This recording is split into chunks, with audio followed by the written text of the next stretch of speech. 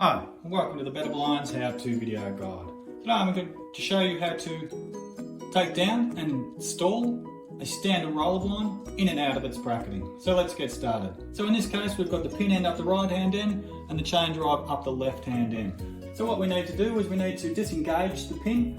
So what you do is you turn the plastic wheel towards you, which will disengage the pin, pull the blind towards you, reach across towards the chain drive, pull it out, safely take the blind down. So here's the pin I'm talking about. Twisting it towards you, disengage the pin, like so.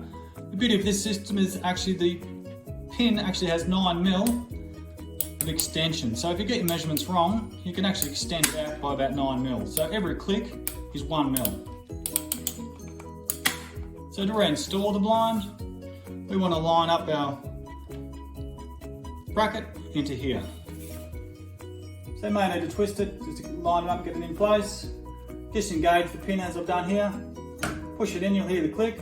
Then you may need to extend your pin hand out. 1, 2, I'll put 2 clicks on that. Now that's safely installed. So there you have it.